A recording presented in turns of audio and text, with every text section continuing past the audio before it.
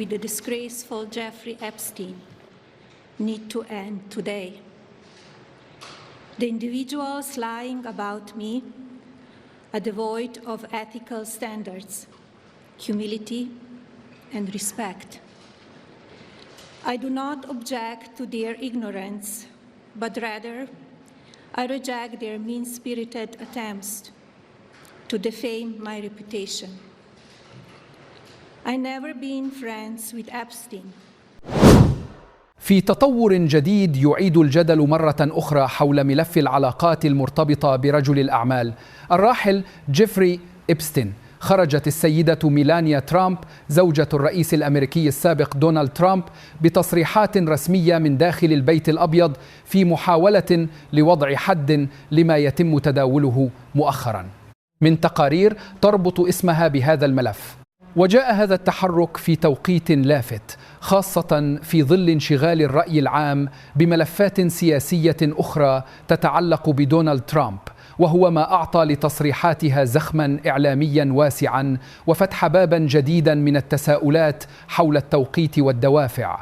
في بداية حديثها شددت ميلانيا ترامب على أن ما يتم تداوله من شائعات تربطها بجيفري إبستين يجب أن يتوقف فورا، ووصفت من يروج لهذه الروايات بأنهم يسعون إلى تشويه سمعتها دون أي أساس، مؤكدة أن هذه الادعاءات غير صحيحة تماما.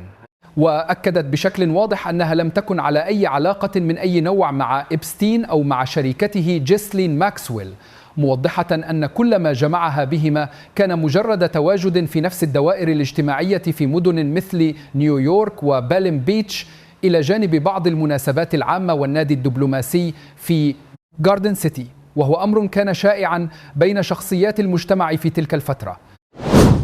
كما نفت بشكل قاطع الرواية التي انتشرت سابقا والتي تقول إن إبستين هو من قام بتعريفها على دونالد ترامب، وأوضحت أنها التقت بترامب بالصدفة خلال حفل في نيويورك عام 1998 بينما كان أول لقاء لها بإبستين في عام 1000 خلال مناسبة مختلفة تماما، مؤكدة أن الواقعتين لا علاقة بينهما.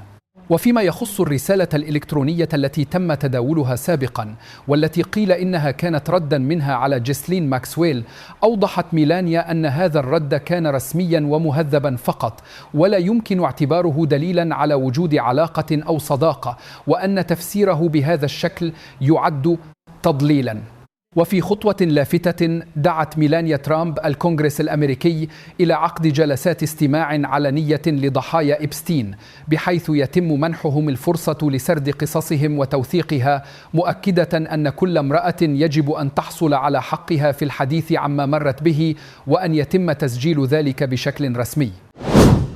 كما شددت على أن اسمها لم يرد في أي وثائق رسمية ولا في تحقيقات مكتب التحقيقات الفيدرالي، ولم تكن من بين الأشخاص الذين سافروا على متن طائرة إبستين الخاصة أو زاروا جزيرته، مؤكدة أنها لم تكن على علم بأي من الجرائم التي تم الكشف عنها لاحقا. وحذرت أيضا من الصور والمحتوى المنتشر عبر وسائل التواصل الاجتماعي، مشيرة إلى أن الكثير منها مفبرك أو خارج سياقه الحقيقي، وأن الهدف من تداوله هو تحقيق مكاسب سياسية أو مادية وليس نقل الحقيقة. لكن في المقابل لم يتوقف الجدل عند حدود هذا البيان، فقد أعيد تداول مقطع فيديو من عرض أزياء قديم لفيكتوريا سيكريت تظهر فيه ميلانيا ضمن العارضات، بينما يظهر دونالد ترامب وجيفري إبستين في الصفوف الأمامية للحضور، وهو ما أعاد طرح تساؤلات حول طبيعة العلاقات داخل تلك الدوائر الاجتماعية في ذلك الوقت. كما عادت إلى الواجهة روايات وتسريبات سابقة تحدثت عن أن تعارف ميلانيا وترامب ربما تم من خلال إبستين وباولو زامبولي وكيل عارضات الأزياء المعروف بعلاقاته الواسعة، وهي روايات لم يتم تأكيدها رسميا، لكنها عادت للتداول بقوة بعد المؤتمر الصحفي ومن النقاط التي أثارت انتباه المتابعين تأكيد ميلانيا في حديثها أنها لم يعرفها إبستين على ترامب ولا تربطها به أي علاقة، وأضافت أيضا بشكل لافت أنها لم تكن ضحية له، وهي جملة اعتبرها البعض غير معتادة في سياق النفي، ما فتح بابا جديدا للتفسيرات والتساؤلات.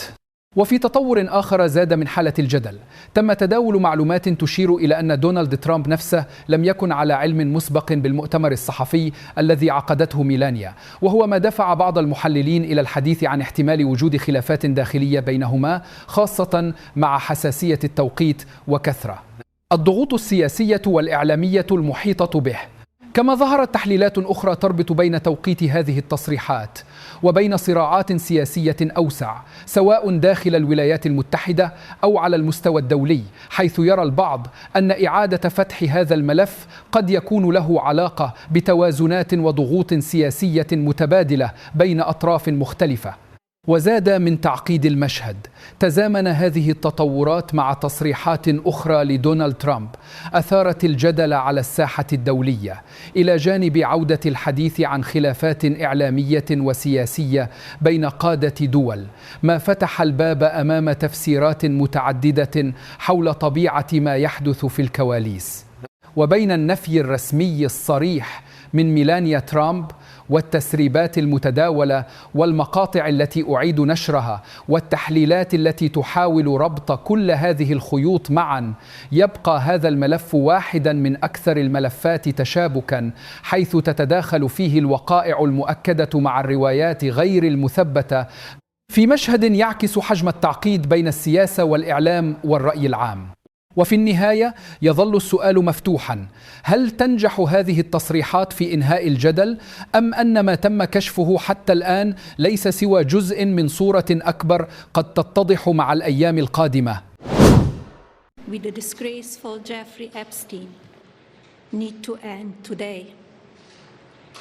The individuals lying about me are devoid of ethical standards, humility, and respect. I do not object to their ignorance, but rather I reject their mean-spirited attempts to defame my reputation. I never been friends with Epstein.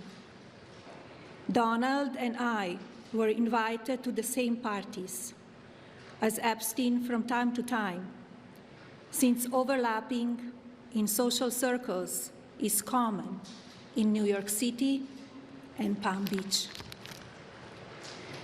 To be clear, I never had a relationship with Epstein or his accomplice, Maxwell. My email reply to Maxwell cannot be categorized as anything more than casual correspondence. My polite reply to her email doesn't amount to anything more than a trivial note. I am not Epstein's victim.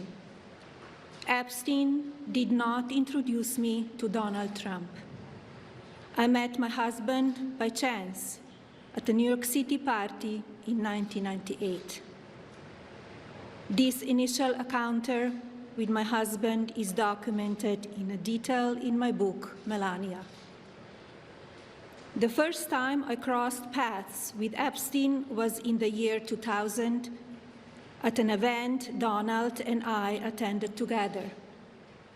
At the time, I had never met Epstein and had no knowledge of his criminal undertakings.